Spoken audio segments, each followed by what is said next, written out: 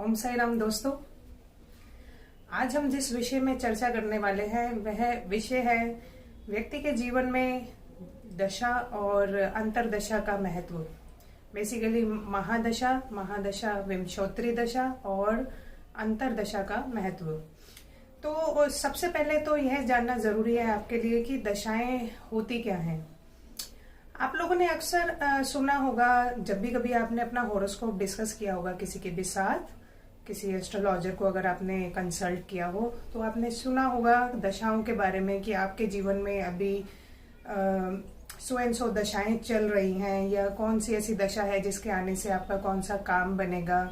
या अगर कभी आप मुझसे पूछें या किसी एस्ट्रोलॉजर से पूछें कि मेरा एक काम पेंडिंग है, या मैं जॉब चेंज करना चाहता हूँ या चाहती हूँ, या मेरा विवाह में अभी कितना विलंब और है, तो आपको जो उत्तर मिलेगा वह होगा कि जब आपके जीवन में एप्रोप्रिएट दशाएं आएंगी, महादशा आएंगी या अंतरदशा आएंगी, तब आपका ये काम होना संभव है।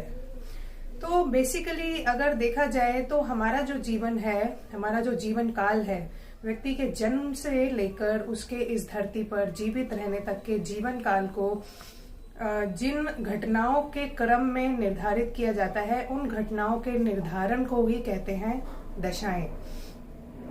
अगर आज आप मुझसे पूछें कि मैं कोई काम शुरू करना चाहता हूँ पर अभी मैं कर नहीं पा रहा हूँ, तो कौन सा ऐसा समय होगा जब मैं अपने इस काम को अंजाम दे पाऊंगा, शुरू कर पाऊंगा, तो मेरा जवाब ये होगा कि आपकी अभी यह दशाएं चल रही हैं और इसमें कितनी पॉसिबिलिटीज है आपके काम की होने की और कितनी पॉसिबिलिटीज है नहीं होने की, या ऐसी कौन सी दशा है जब वह चालू होगी तो आपका ये काम हो जाएगा। तो देखा जाए तो दोस्तों, यह दशाएं जो है ये 9 ग्रहों में डिवाइडेड होती है। हमारा पूरा जीवन काल जो है उसमें घटनाओं का जो क्रम है वह 9 ग्रहों के साथ डिवाइडेड होता है। जब व्यक्ति पैदा होता है, जब व्यक्ति जन्म लेता है, उसकी कुंडली में चंद्रमा जिस नक्षत्र में होते हैं, जन्म के समय चंद्रमा जिस नक्षत्र में होते हैं, उस नक्षत्र के स्वामी की दशा व्यक्ति को उस वक्त मिलती है जिस वक्त उसका जन्म होता है। तो अगर आपके जन्म के समय आपको गुरु की दशा मिली, गुरु की महादशा मिली, तो वहीं से ही आपका जो महादशा का क्रम है शुरू होगा, और ये क्लॉकवाइज चलता है। गुरु के बाद शनि की ही दशा आती है। यह निर्धारित है कि कौन से ग्रह के बाद कौन सी दशा आएगी। तो अगर आपके जन्म के समय आपको मंगल की दशा मिली तो वो निर्धारित है कि मंगल की दशा 7 साल ही चलेगी। गुरु की मिली तो निर्धारित है कि वो है 17 साल ही चलेगी। शनि की मिली तो वह निर्धारित है कि वो 19 साल ही चलेगी।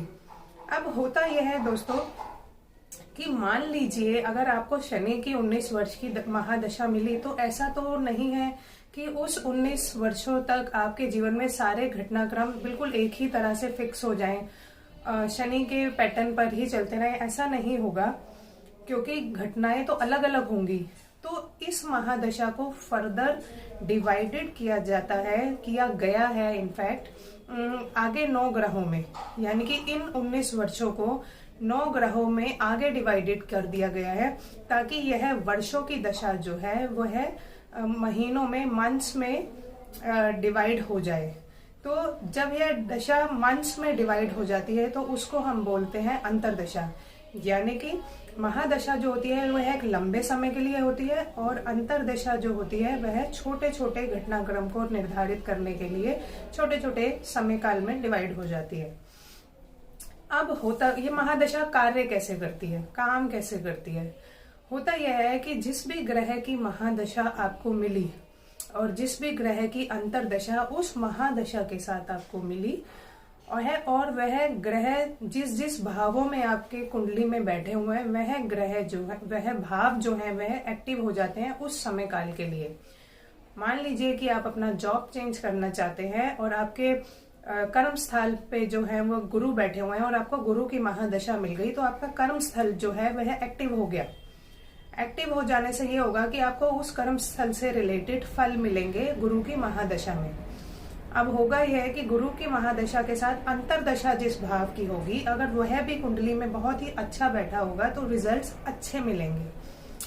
और इन ग्रहों की, जैसे कि गुरु की दशा जो है, गुरु की जो दृष्टि है जिन जिन भावों पर उस दशा काल में पड़ेगी, उन भावों से रिलेटेड रिजल्ट्स भी आपको मिलेंगे। सिमिलरली अंतरदशा में जिस भी ग्रह की अंतरदशा चल रही होगी, मान लीजिए शनि की अंतरदशा है, तो शनि की जो 3 दृष्टियां होती हैं, तीसरी, 7वीं और 10वीं, उनकी दृष्टि जिस जिस भाव पर पड़ेगी उस भाव से रिलेटेड भी रिजल्ट्स आपको शनि की अंतरदशा में मिलेंगे।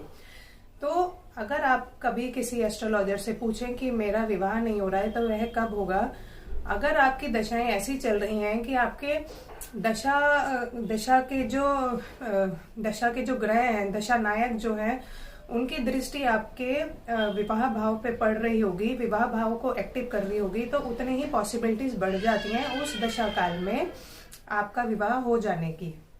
तो यह दशाएं ऐसे काम करती हैं। परंतु यहाँ पे मैं एक चीज ऐड करना चाहूंगी कि हम दशा, महादशा, अंतरदशा से सिर्फ यह जान सकते हैं कि व्यक्ति का कौन सा काम उसके जीवन काल में कब होगा। अगर आज की डेट में मैं किसी काम की इच्छा पूर्ति करना चाहती हूँ, मैं चाहती हूँ कि मेरा ये काम हो जाए, तो मुझे यह पता चल सकता है कि ऐसी कौन सी दशा होगी और वो मेरे जीवन में कब आएगी जब मेरा ये काम होगा।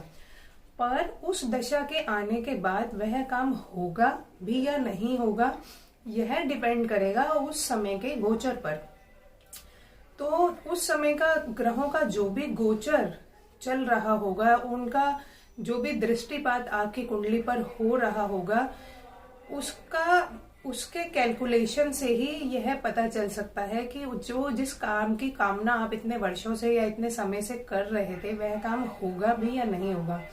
तो कुल मिला के जो भी हमारी इच्छा पूर्ति होती है, हमारे कार्यों का जो सिद्धि होती है, वह 2 चीजों पर डिपेंड करती है। एक, दशाएं जो कि पॉजिटिव होनी चाहिए। 2, उस समय का गोचर जब हम उस काम को करने का प्रयास कर रहे हैं। तो दोस्तों, यहाँ मैंने कोशिश की आपको यह बताने की कि क्या होती है महादशाएं और अंतरदशाएं, किस प्रकार ये हमारी जन्म कुंडली में काम करती हैं और इसका हमारे जीवन पर क्या प्रभाव पड़ता है। अगर हमें अपने जीवन काल में अच्छी दशाएं मिलती रहेंगी तो हमारे सारे काम पॉजिटिव होते रहेंगे। और अगर ऐसे ग्रहों की दशा आ जाए जो हमारे होरोस्कोप में बहुत ही वीक स्थान पर बैठे हुए हैं, तो हमारे कामों को करने में बहुत ज्यादा स्ट्रगल बढ़ जाता है। उनको करने के लिए हमें बहुत ज्यादा मेहनत करनी पड़ती है, काफी इंतजार करना पड़ता है, और फिर भी जो रिजल्ट्स होते हैं वो काफी इच्छादायक नहीं होते। जैसी हम कामना करते हैं वैसे रिजल्ट्स नहीं होते। तो मैं आशा करती हूँ कि मैं आपको बता पाई होंगी कि महादशा और अंतरदशा क्या होती है और हमारे जीवन में इनका क्या महत्व है और ये किस प्रकार काम करते हैं। ज्योतिष से रिलेटेड और जानकारी को जानने के लिए और इस सब्जेक्ट में डीप जानने के लिए जुड़े रहिए मेरे साथ, यही मेरे चैनल एस्ट्रोमेसी पर। नमस्कार।